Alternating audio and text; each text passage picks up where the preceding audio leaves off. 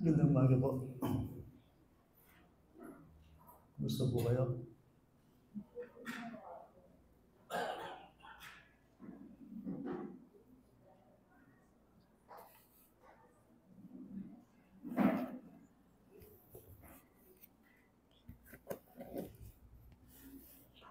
Meron pong part 2 yung ating last Sunday message. So, buksan natin ang ating Bible muli sa Philippians chapter 2.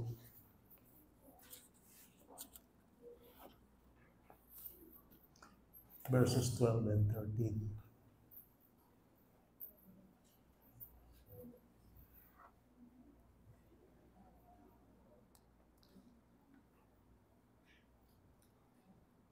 Kaya nga mga minamahal ko kung paanong lagi ninyo akong sinusunod, hindi lamang sa harapan ko, kundi higit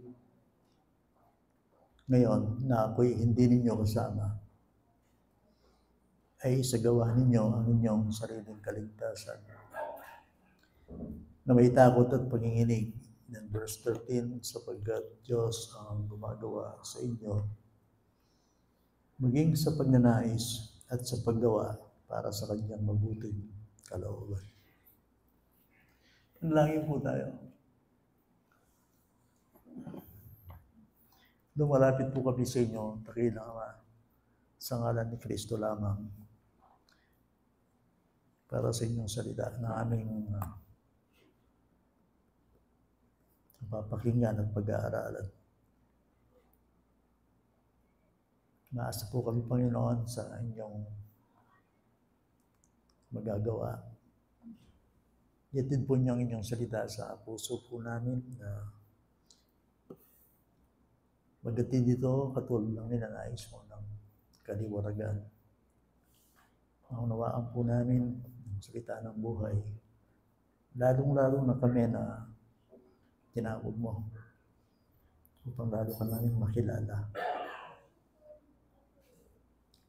Kinikilala po namin, Panginoon, na kayo lamang ang may magagawa upang makilala ka namin sa tamang pagkakilala. Hayaan mong magatid ng kabusugan at kalayaan ng salita. Di po ba yan ang sinabi mo, that we will know the truth and the truth shall set us free? Maraming salamat sa binigay mo sa aming panahon upang patuloy namin marinig at malaman ang totoo tungkol sa inyong salita. Tulungan mo rin po ako, Panginoon, sa aking pag-deliver ng message na ito. Sadyang napakabigat na tungkulin ng paghayag ng inyong salita dahil kailangan po ang siyang pwedeng magbigay sa akin ng kalakasan. Upang sa ganon, nakita po namin, Panginoon, ng panawagan ng inyong salita. Ipinagpapasalamat namin ang pribilehiyong ito na binigay mo sa amin. Sa bulwagang ito na marinig namin ang iyong salita. Please, Lord, sa mga aming puso, ang aming pagkaunawa, upang makita namin ang liwanag na nanggagaling sa inyong salita. Sa pangalan ni Jesus po ang aming panalangin. Amen.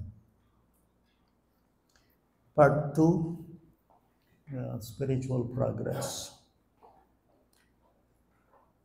Ang gusto kong makita po natin sa simula ng pag-aaral na ito, itong sinabi ng Bible na isagawa ninyo ang inyong sariling kaligtasan.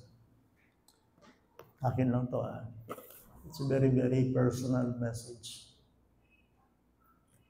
Na ang kaligtasan ay individual, very personal siya. Ibig sabihin, kapag naligtas ang isang tao, talagang yun ay Diyos ang may gawa. Sabi ko na po kayo minsan na there is no such thing as Christian country. Sabihin na yung Pilipinas, Christian country. That's not true. So sinabi mo yung Pilipinas, Christian country, biblically speaking, hindi hanggang tao, Kristiyano lang. Kung rin man wala ating Kristiyanong pamilya. Nung lima kayo kay Bale, pag sinabi kong Christian family, datang 5 reta, Christian lang. Liwa mo rin ang 3. Kaya ang masera na pa mag-aaral. Okay? Kasi nga, pag sinabing Christian ka, masyado yung personalidad. Individual. Ibig sabihin nun, na talagang nagtagpo kayo ng Diyos. Kasi ayon sa Bible, ang Diyos ang siyang nagliligtas. Ilan na mo kayo? 100? Nung ito ang dinalang kayo, Christian lahat tayo. Ang great I am dito, Christian Church.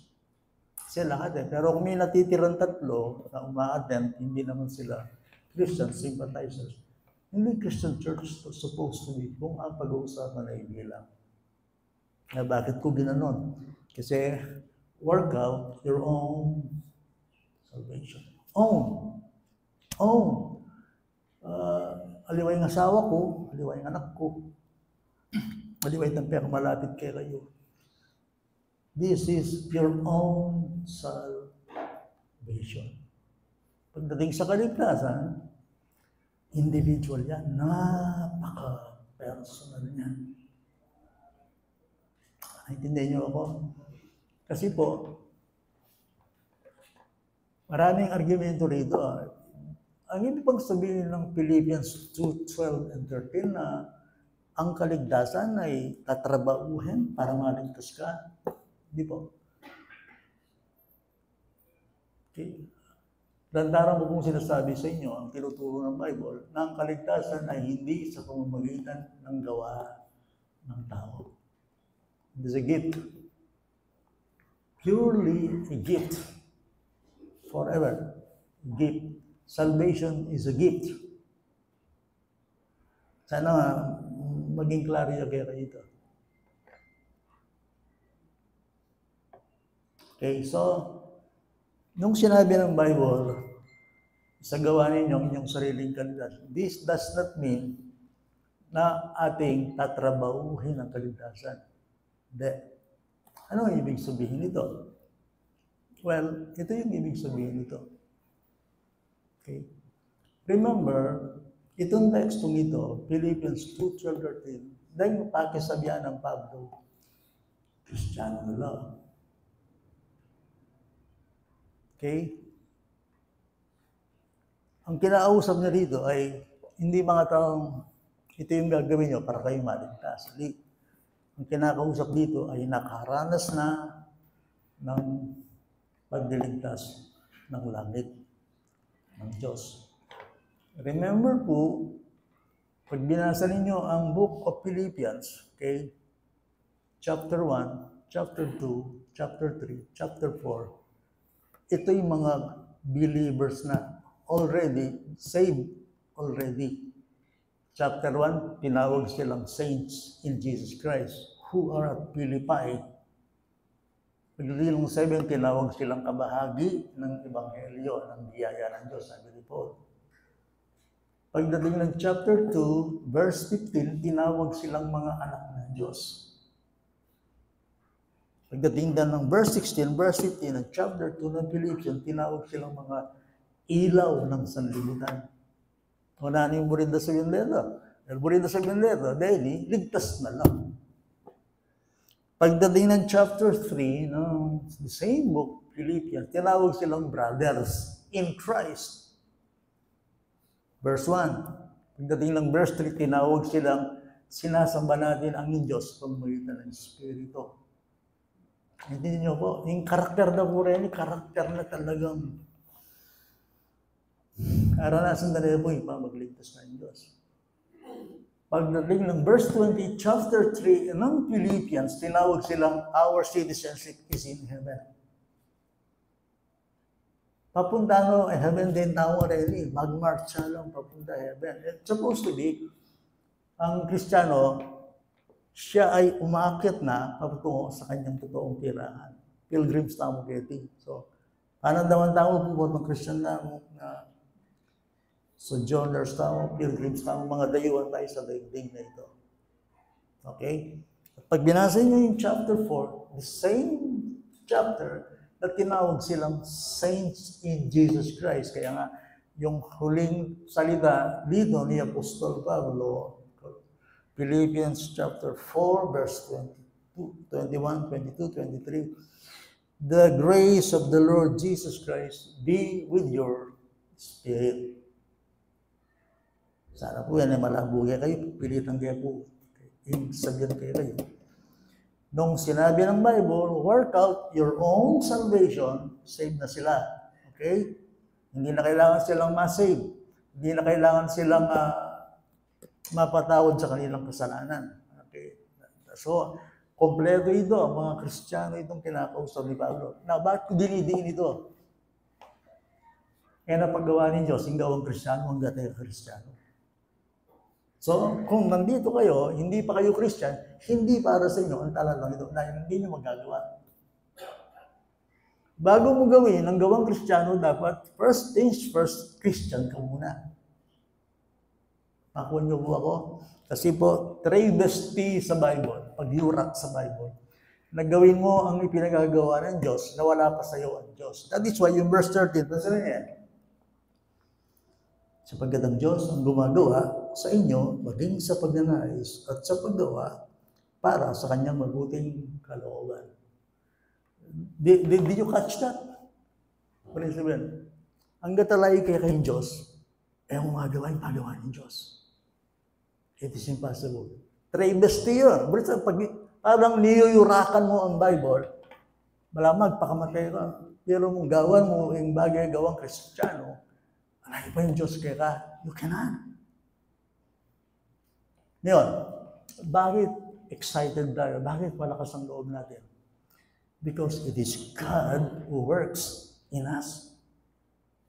Ito kaya po ila? Anyapin susulong ko, anyapin malakas ang loob ko, adyang mahina ko, kasi kaya hindi kayo in Diyos. Yung sinabi na ng Ginugeng Hosea chapter 1, be strong and be very courageous, for I am with you. Pag merong iniutos ang Diyos, hindi niya lamang iniutos yon. Sa kanyang utos, kasama mo siya sa paggawa nun.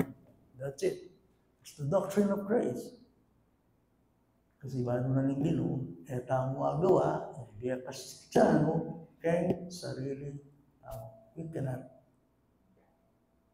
So, Pastor, sinabi po, ligtas na kami. Wala nang rin sabihin ng talata. Kailangan kayo bang gawan ining workout, my own salvation?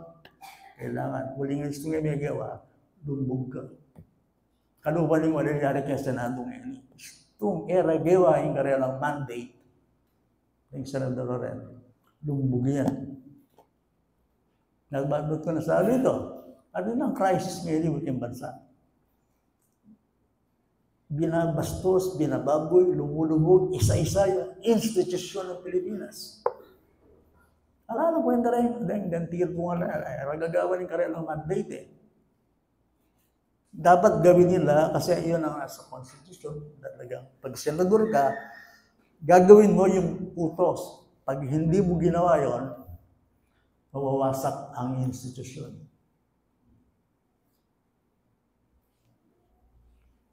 Sinasabi ko lang sa inyo ang headline. At saka yung crisis in Pilipinas, kabilaan. Talagang minagos na rin kulto kaya bansa. Naging kulto yung Pilipinas. Ano kagalang-galang na yung manubulan? That's the point. Ang mali, ginagawang tama. Ang tama, ginagawa niya. Tsaka yung Bible, tapos itong maliyari nito, yung tama talaga kaya last days. Ngayon, pag hindi ginawa ng mga senador, yung constitutional mandate, baka may ka-people power, declaring UP, declaring Ateneo, San Pedro. Dahil pamosong Eskwela Manila.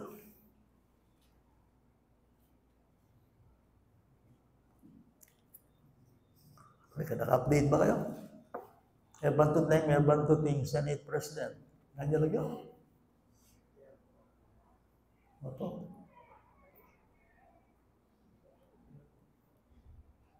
Yun. Ba't sinabi yun? Is tuwing Kristiyano, pinag-obra ng kanyang kaligtasan, personal. Lulubog ka. Sabi ng Bible sa 2 Peter 1:8, magiging unfruitful and ineffective ka sa iyong pagkatawag. Unfruitful at ineffective. Ngayon, brother, pastor, nanon po yung purina sa galing work out your own salvation. Okay? Ba't sinabi yun ng Bible? Please listen. Kasi, yung salvation nandun sa Bible, ng Philippians, remember, this salvation is in its infancy. This salvation must be well developed. Muli na sabihan, at yun yung kaligtasan, alam niya ba? Kailangan, anong ibig sabihin ng develop? Kailangan itong lumago, kailangan itong yumabong, kailangan itong magbunga. So, dahil bata pa yung kaligtasan nila, gusto ni Apostol Pablo, work it out. Ang ganda ng inyong kaligtasan, kailangan itong ilabas nyo. Kaya kayo magbibless kayong Kristiyano, mo itong mag-grow yan? Sabi ko kaya kayo, akit kayong Kristiyanong babaeng mag-grow, may kalugong-kalagukan ako. Pag nakikita ko yung isang lalaki na nag-grow sa Panginoon, hindi lang siya umaten, nag-grow sa karakter. Siya ang pinakamasayang tao sa balat ng lupa, ang Kristiyanong lumalago. Pero yung Kristiyanos, pag emigro, yung malungkot din yung Kristiyano. Remember that. Bali, ating kong naramdaman, di ba? Pagpatagal. Maya pa nga na ako maging Kristiyano, Dahil nga, di ba? Kasi pag Kristiyano ka, ang daming bawal. Dahil nga, di ba? Ang daming mong sinusunod, ang daming obligasyon. Naiintindihan. Pero kapag ang isang Christian ay nag-grow, lumalago, ay tayo, kutang iya pera kamasayang tiling tao.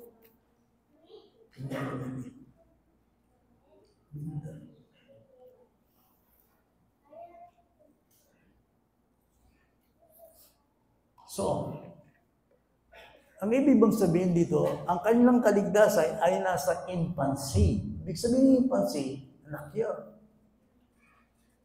Pero dahil maganda ito, kailangan siyang lumago. Hindi ba familiar kayo dito? Open your Bible sa 1 Peter chapter 2. Familiar kayo dito?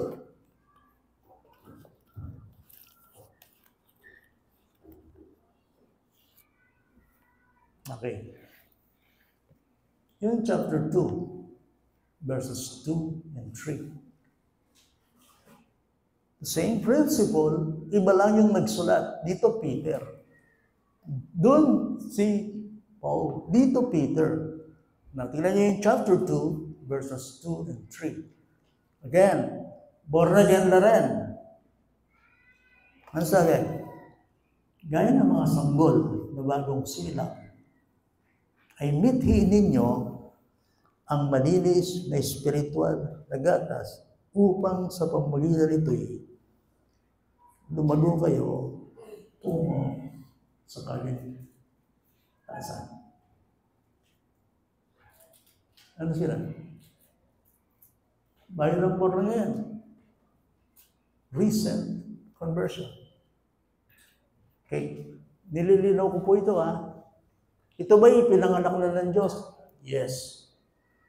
Ito ba'y pinanganak na ng Diyos? Yes. Ito ba'y born again? Yes. Ito ba'y naligtas na? Yes. You see? Ito ba'y nakalanas na ng kaligtasan ng pagpapatawad? Yes.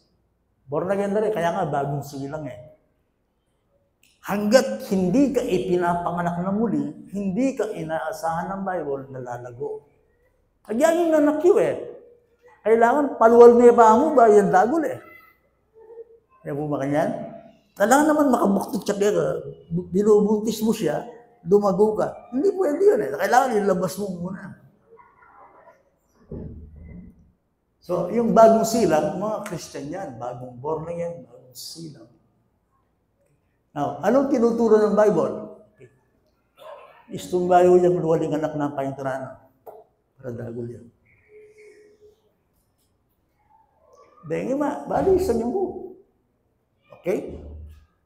Sabi na, katulad ng mga bagong silang, kayong mga Kristiyano, ay mithiin ninyo ang spiritual na gatas, which refers to God's Word. Buri mo sabihin sa Kristiyano kayo, kabisang dagol? Gusto ko lumago. Gusto ko mag-mature. Kahit kayo, nung ating kang anak, buri mo yung anak mo, after 5 years, ganun pa rin siya. Dati cute siya ngayon may raguling anak mo, hindi magiging sumpa siya. Gusto mo yung anak mo, pag siya inilabas, daraguling anak ko, dadagaling anak ko, maturing anak ko, lalaguin anak ko, gano'n. Gano'n din. Ngayon, kapag Christian ka, God has revealed His secret for our spiritual growth. Nanong sikreto kayong pamaglago, progress na ng Kristiyano? Balo yung sikreto? Remember this? Balo yung sikreto nung bakit mag-grow yung tao kayong Kristiyano at mag-grow yung kasalpuntayanan. Balo yung sikreto? The Word of God. Yung sikreto kayong church, para mag-mature yung church, para mag-grow yung church, is the Word of God. Kayo mag-grow nung kakanta kayo mo, nag-fellowship kayo, kumustahan kayo, mamangal kayo. Kayo mag-grow nung yan yung gagawa niya. Mag-grow kayo nung mag-aral kayo. Ipangod ang inisip ng the application. Hallelujah! Subukan nyo na may kay activities, siya ako mag-aral. Hindi ako maging utak kalburo. Kayo, dadangal daw, ipapanisod kayo. Tamad ka kayong gagawa, gusto nga kang mag-grow kang word. Kailangan tayo natutunan. Pag sinabing word, knowledge yan. That's why God has revealed His secret. Yung sikreto kang church, yung sikreto, yung spiritual life mo is the Word of God. Ano ba hinahanap ng sanggol, ng bagong silang? Di gatas. Kaya nga, pag bagong born again ka, ano ka? Natural. Haba ka, dapat yung bagong word. Masyadong malalap yung word. Di ba? Habang tumatanda ka, ano nangyayari sa'yo? Kumakain ka na ng solid food, di mga malalalim na. Yung sikreto, halimbawa, gusto kong lumago sa aking kaligtasan, yung sikreto, the Word of God.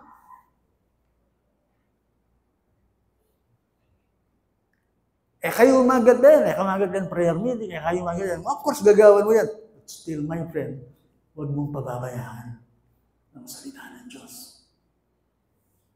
Mag-grow. Imposible. Because, yung sikreto na ng Diyos, yung salita na. So, nang gagawa na rin lang mag-work with yung salvation. I will read. Sali kang Bible mo. Itingin mo muna mo yan. Sali kang Bible mo. Then read. Then makipag-aral ka. Kako blessing yung gadget Bakit mo? At yun yung access At yun ka Then informasyon. Pwede kang magbasa dyan. Pwede kang makinig ng sermon.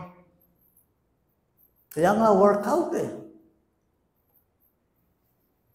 Your own salvation. Mahalaga ba kayong kaligtasan mo? Na kung mahalaga siya, paragulan niya. Yan ang sikreto. The Word of God. Ang salita ng Diyos. Ngayon, pag bata ka pa, of course, gatas. Pero naman, after 5 years, after 10 years, gatas pa rin. Hanggang ngayon, wala ka bang halo kayong Bible?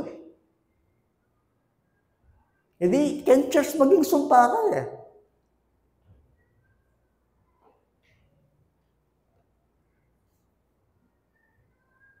Yan ang secret.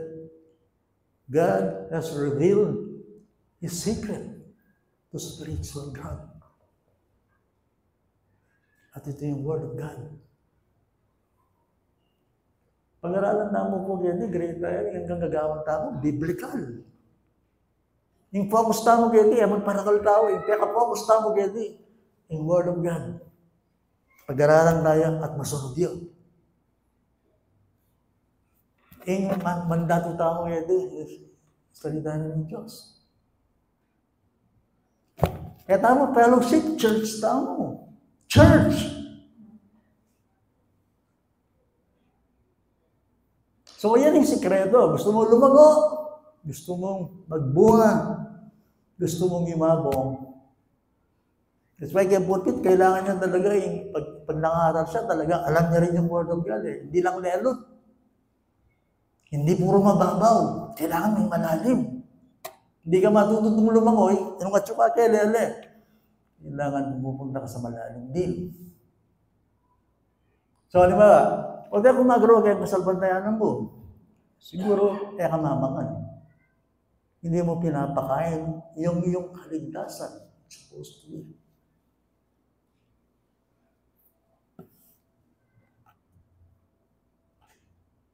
Yung be-blessed ng ginawa, di ba yung program? Yung be-blessed ng ginawa, kaya word.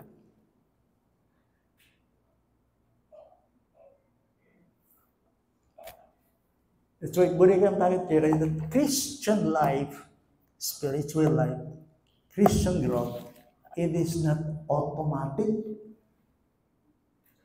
Buli mo sabihin, mag-grow ka lang ang gagawan. Pwede ito. Pwedeng pabraning spiritual life mo, biglang-bigla, datang na yung pamaglago kaya ka. That is impossible. You have to work out your own salvation. Gusto kong mag-mature, gusto kong matuto, gusto kong lumago. Hindi mangyayari yun kung ipinagbawalang bahala mo ang salita ng Panginoon sa iyong buhay. Pastor, anong muli mo sabihan? O, dilinuklok ka dyan. Gusto kong magiran ng unawaan mo. Kaya ka magpapakit-kit mong makanya. Di, emo, kuha ka rin. Kailangan mong mag-pay attention. Kaya salita na ng Diyos. Sister kay may tumabagan, makaran niya kahalaga. Okay? Now, ating minaresto ka ako, Jenny. Binabasa ko lang to. Gahan ang mga sanggol ng bagong silang ay mithiin ninyo. See? Then baby, pahin ko na dagatas, pahin ko na pamangan. So, renebil na yan ng Diyos, yung sikreto, yung spiritual life, growth, food. Pagkain. Kasi nga, may gatas, pag bata pa, meron ding solid, meron ng steak. Diba?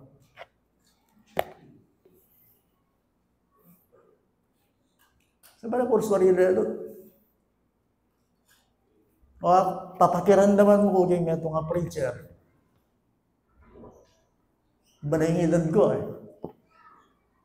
Kung ang pinag-aaralan na dito, puro gatas, hindi rin tayo lalago. May gatas, oo. But para mag-mature tayo, kailangan magbayan tayo ng solid. Dakal naman may mag-aaral kayo ka o di ko minsan mabasang books. Puros lang kain ng dembalo yun. Dindang rin pangnakon ko. Alalam ang gawa, may mamang ang kelwar. Ngayon talaga siguro makasaling panahon. Tanong pakialaman ko ba maging killjoy? Yan na uso ngayon. Okay mo mamangan eh. Ako, okay mo eh. Pero nung Christian ka, eh mga balo yung importante kay Diyos nung hindi ng oras. Never. Buri mo siya yan, balo mo yung paggawa ng Diyos. Kaya hindi ng quality time. You cannot. Gusto mo alaman mo ano importante sa Diyos, spend time with Him.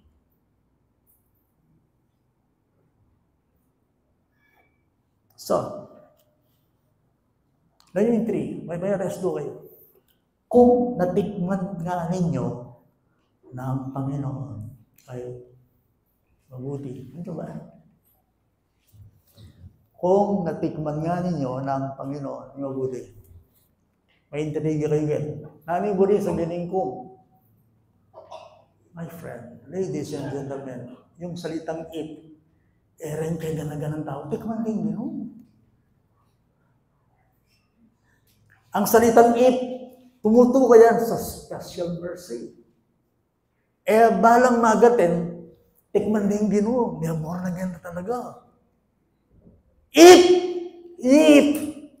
kung natikman nga ninyo ang Panginoon, ay mabuti. Ako po, sumirangan ko kaya restaurant, kaya naman ko, sigurado ko, balikan yan.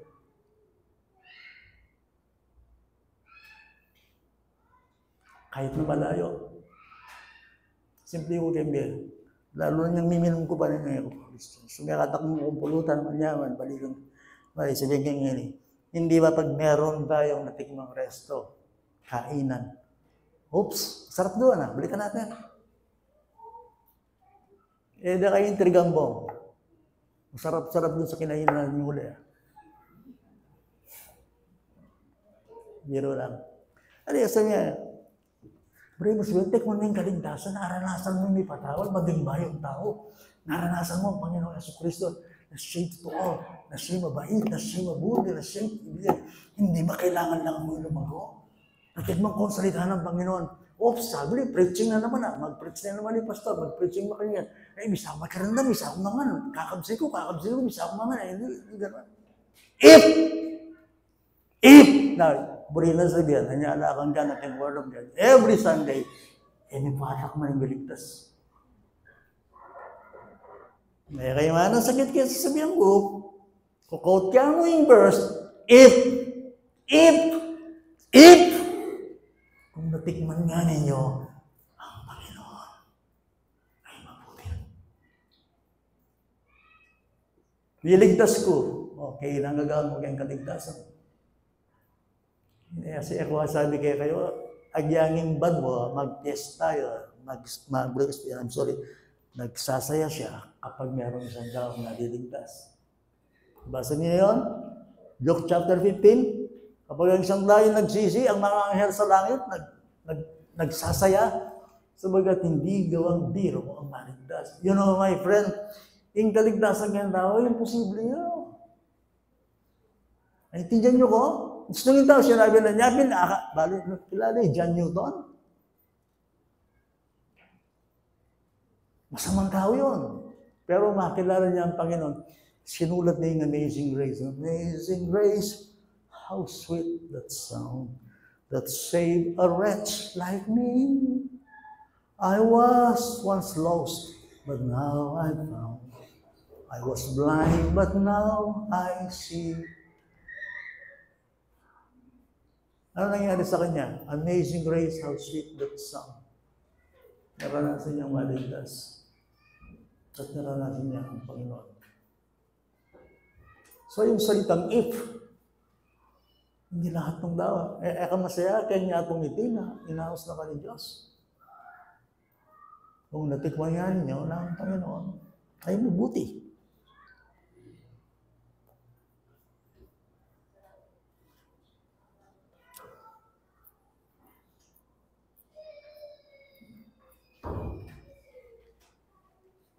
Puntaan natin yung 2 Peter.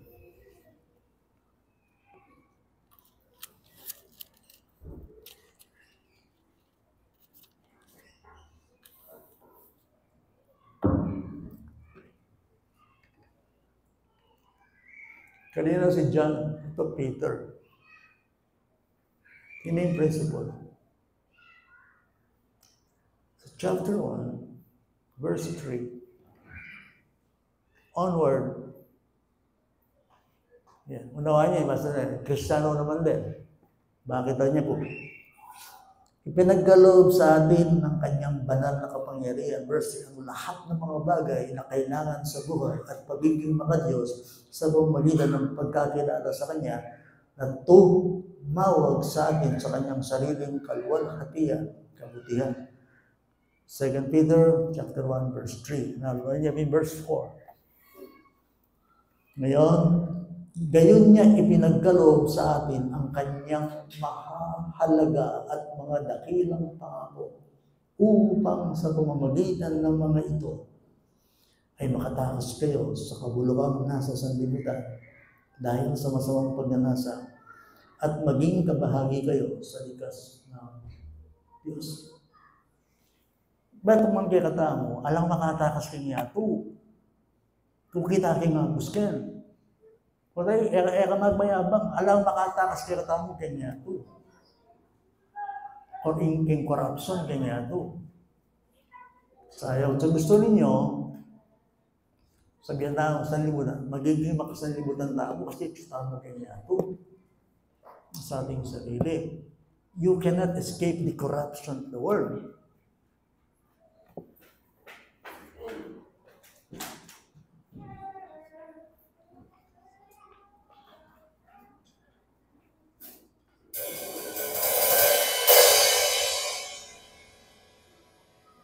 So yan. Okay.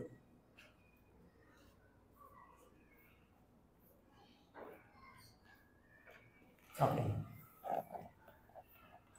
Thank you, Lord.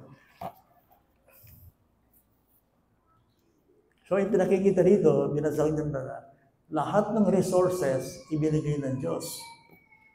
Lahat ng resources binigay ng Diyos. Pero, meron tayong responsibility. Ano yun? Look at verse 5. Ano yun? Dahil dito, gawin ninyo ang lahat ng inyong makakaya na tustusan ang inyong pananampalataya ng kabutihan, ang kabutihan ng kaalaman. Yun ang parallel ng binasa natin sa 2:12 ng Philippians. Work out your own salvation with fear and trembling. Dito naman, gawin ninyo lahat ng inyong makakaya. Make every effort. Pag may biyaya, may responsibility. Igwaya po. Alam ko po, galang mo rin kare salitang karen tutulong yung biyaya. Puros biyaya, kaligtasan, libriya. Yes, salvation is free, but it's not cheap. Totoo yung kaligtasan, libriya, pero yung mura. Paradox ito, igwaya. Libre o libriya, salvation is free, but it's not cheap. Burin sabihin, maling Kristiyano, malyaw uling itang kayang pangayat mo. Kakanta tayo, kakanta ganito, hallelujah, hallelujah to the Lamb. Giving glory, giving honor, giving praise unto the Lamb of God. Ano, sinisimbolo nun? Nagpapasalamat sa mga tinubos. Ngayon, kung binigay na ng Diyos lahat ng resources, lahat ng kailangan upang tayo ay makalakad ng mga Diyos at makalangit, then, ang sabi ng Bible, do your part. Work it out, your own salvation. Make every effort with fear and trembling. Bali na salita ng may takot at panginginig. Bali mo salita? With humility, with concentration. Na iniisip niyo ang inyong ginagawa ay isang napakaseryosong bagay. Holy vigilance. Fear and trembling. May focus, may concentration.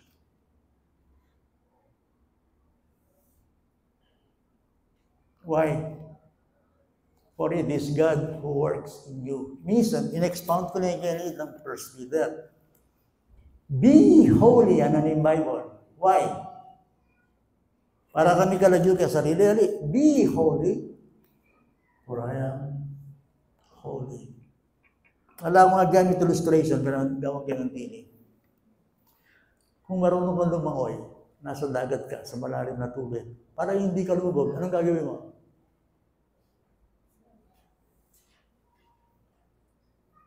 Nasa tubig ka, malalim. Ngayon, marunong ka lumangoy. Anong gagawin mo para hindi ka lubog? You have no choice. Anong gagawin mo? Hindi lumangoy. Kaya ang kasalban na yan, gusto nga ka mag-grow, lumbog ka. halos na pura yung maging worker kayong kapilya. Worker na pero ilang mag-grow. Pero mag-preach ko yung mag-grow. Ginagawa ko yung activity ko bilang preacher. Ako ay nangangaral pero hindi ako nag-grow.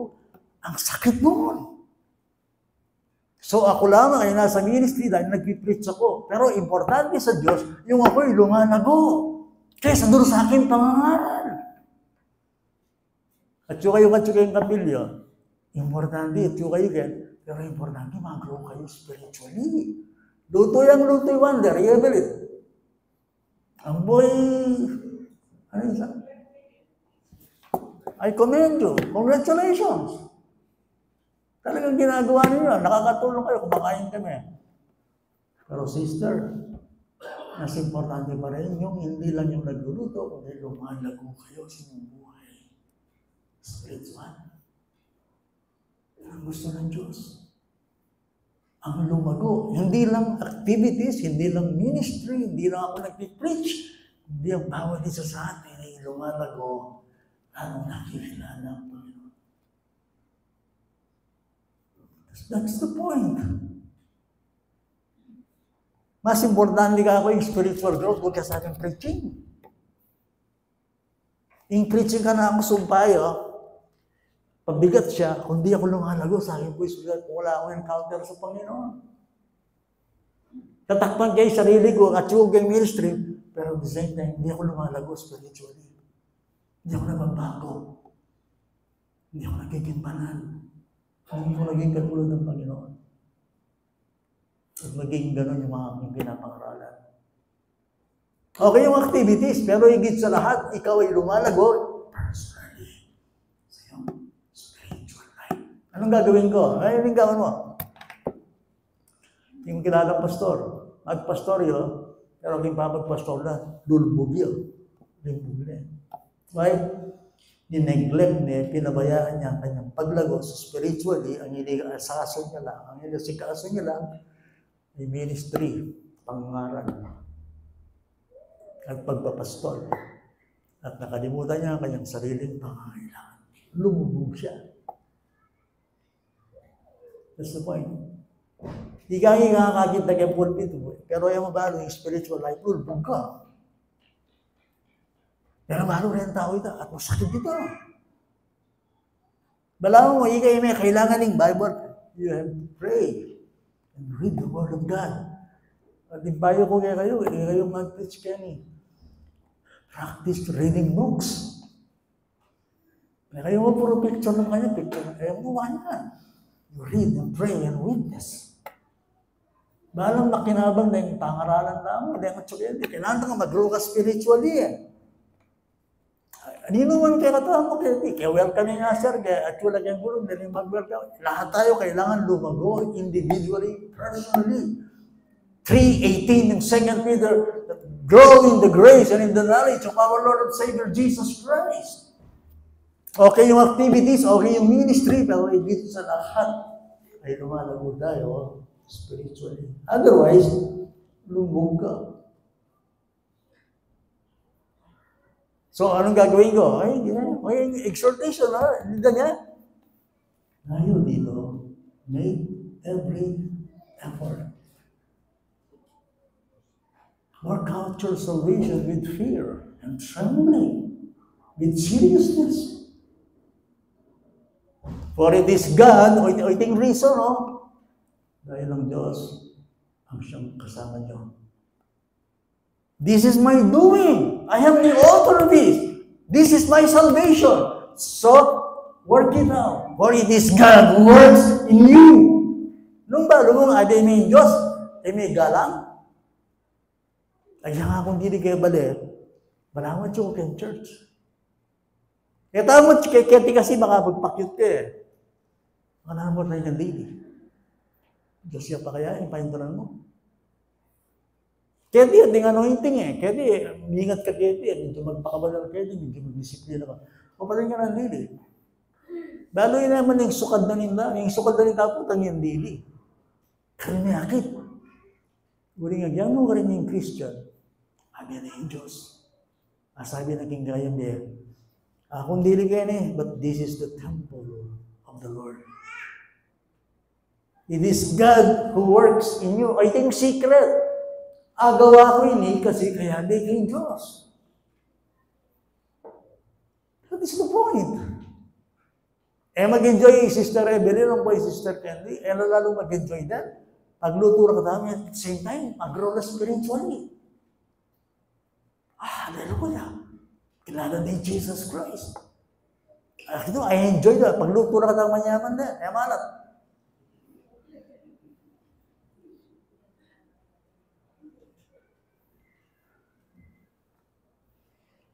Seryoso ko po. Kasalamatan tala, biro at magluto yan ako. Pero at the same time, mag-grow na spiritually. Kasi I experience mo niya at subukan. Yung gagawan ng spiritual life, din kang ministry, ita lang, at sura kay kami na magluto, kung maglinis. Karela, yapin in life ito. Pero hindi lang yun. Ang relasyon tayo mo, hindi yun. Now, ito yun. Ba't ko gagawin ito? In view of this amazing gift, pag tinignan ko na meron akong kaligtasan, anong gagawin ko? Paano ko ito gagawin? Now, what am I to do? Hindi lahat na miligtas ko, ipatawad ko. Anak na ako ng Diyos. Nabiyayaan ako, naligtas ako. Ano ngayon ang gagawin ko para pumunod dito? Ano? Okay. Inikutan ko, mayari ko kayo nila. Hindi nuwari nagiligtas kayo. Punta ako dito. Sino nagligtas sa inyo? Bigligtas kaya kayo. Alam, bigligtas kaya kayo? Mayari na ako.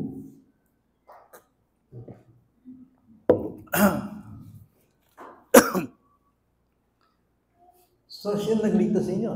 Alam mo, pag sinabi mo, save ko. Okay? Pag sinabi mong save ka,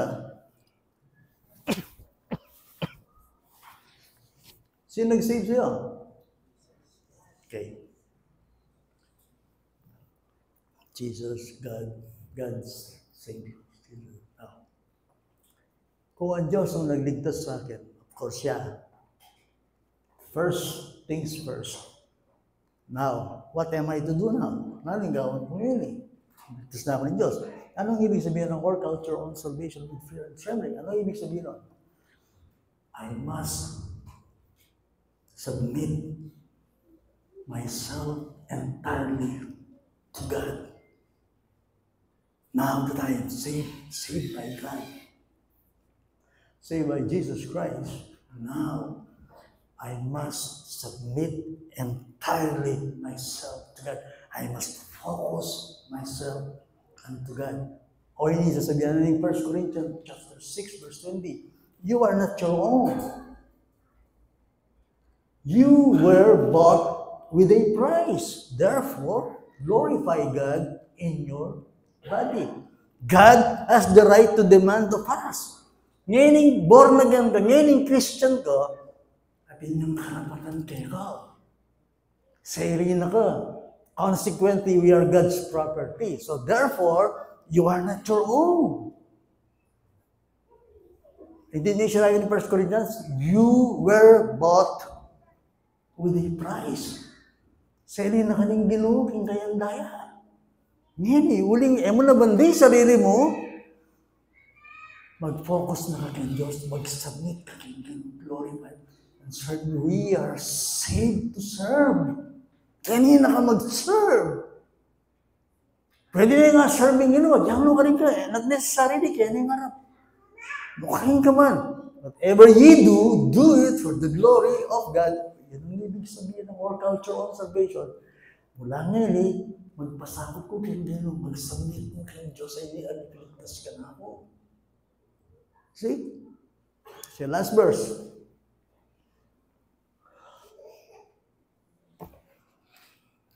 Philippians chapter 2.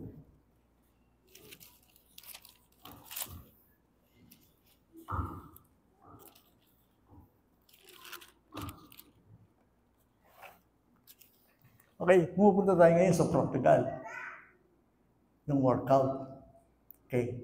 Ito yung gagawin natin. So, chapter 2 ng Philippians, these last verses. O yun yung gagawa ng bayong born again. Hindi yung born again. Yung focus na liwanay sarili, no? Ang angels. Then in verse 3. Chapter 2 ng Philippians. Huwag ninyong gawin ang anumang sa pagpapaligsahan o pagmamataas, kundi sa kababaan. Ituring na ang iba ay higit na mabuti kaysa sa inyong sarili. Ano ibig sabihin nun? May nakamakasarili. Aliway, sarili mo yung isipan mo.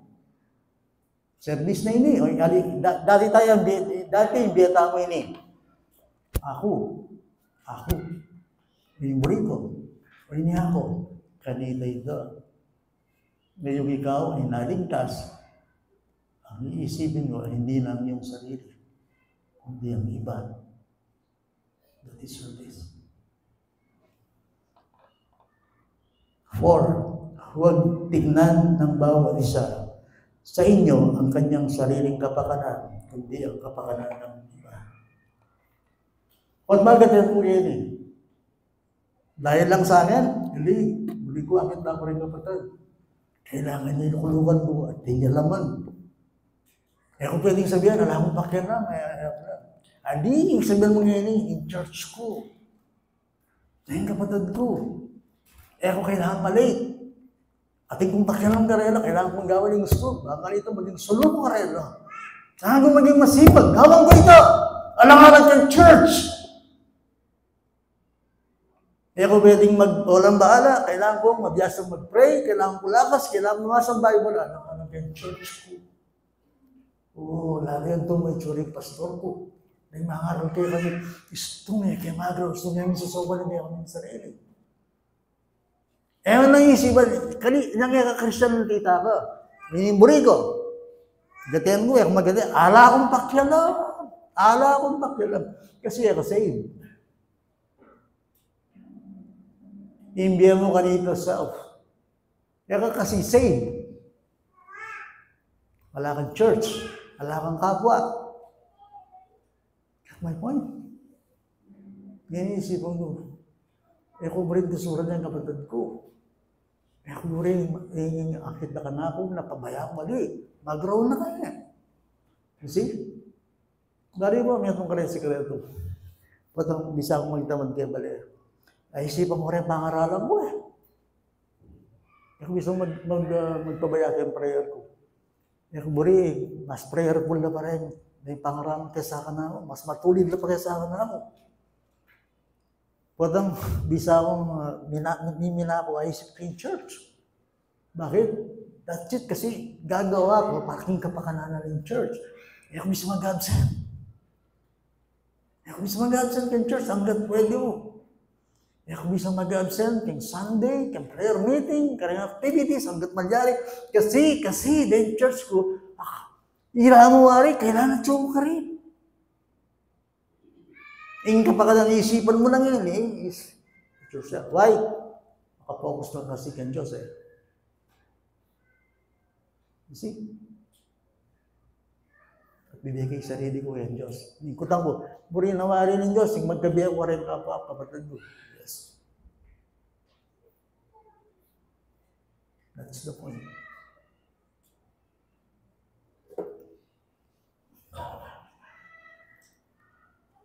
Magkaroon kayo sa inyo ng ganitong pag-iisip na kay Kristo Jesus din naman. 6. Na siya'y bagamat nasa anyo ng Diyos, ay hindi niya itunuring na isang bagay na dapat panghawakan ang pagiging kapantay ng Diyos.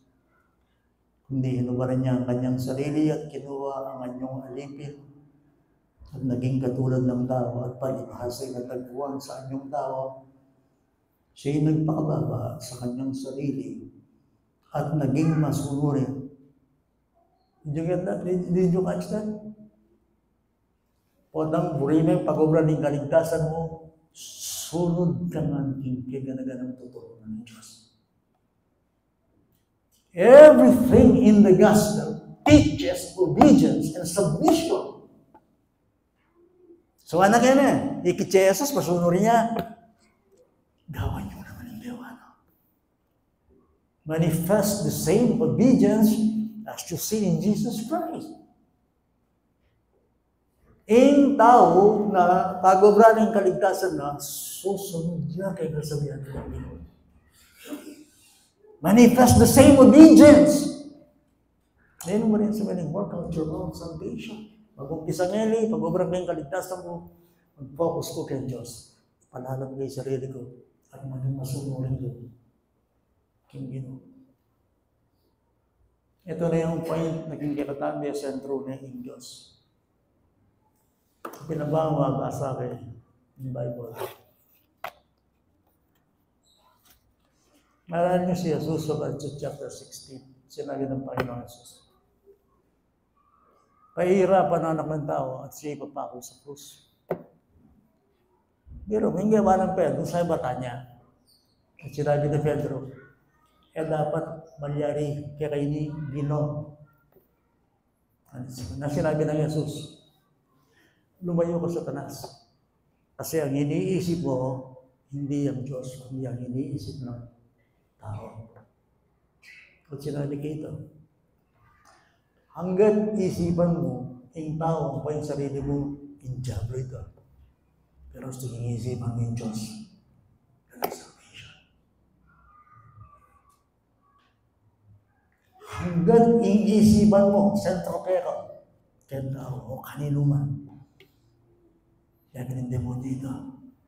Gusto yung tao magiging Christian nyo, unti-unti niya magiging sentro ng kanyang isip, sino ang Diyos? Magpapasalamat siya kung sino ang Diyos. Now, hindi na akong sentro ng aking buhay, kundi that God and Christ is the center of everything that is salvation. So work out your own salvation. Focus on fear and trembling, submit, obey God. Surrender your entire self to God. Dahil tinubos ka, so you are not your own. You were bought with a price. Therefore, glorify God. At iya bang karapatan ng Diyos kaya biya ko niya na? Aten? Meron ba siyang karapatan? Yes. Yes, God. Let's pray. Panginoon, maraming salamat po sa inyo. Ikaw ang unang nagbigay ng iyong sarili sa amin. Nung ikaw ay mamatay at nagdusa sa krus. Dapat lamang na isukurin namin ang aming sarili sa inyo. Kasi ngayon, tinubos mo kami. Niligtas mo kami. Hindi po ba ang ginagawa ng isang taong ligtas ang mag-focus, sumunod, at mag-submit sa inyo. Salamat po aming Panginoon. Ikaw ang unang magbigay ng halimbawa nung naging masunurin ka sa Ama. Hanggang kamatayan, hanggang sa krus. Kapasalamat kami sa kagandahan, kadakilaan ng kaligtasan ng aming tinanggap. Ngayon, tulungan mo kami, Panginoon, kung paano ito lumabog, nagbunga sa buhay po namin lahat. Hindi po ba yun lamang dapat na hindi maiwasan? Sa tingin namin, sa ginawa mo sa buhay namin pagliligtas, hindi po nararapat lamang na kami sumunod sa inyo at maglingkod. Maraming pong salamat sa inyo dahil sa kabila ng aming kapintasan at kakulangan, sapat naman ang iyong biyaya. Tulungan mo kami na hindi lang mabubuhay ngayon sa aming sarili, hindi sa aming Panginoon na nagligtas sa amin at muling nabuhay. Thank you, Lord, sa po. I-bless mo po ang bawat isa sa amin at tulungan mo kami na lumago kami sa iyong biyaya at sa pagkakilala sa nagligtas sa atin ng Panginoon sa Kristo. Yes, we pray. In Jesus' name. Amen. Morning.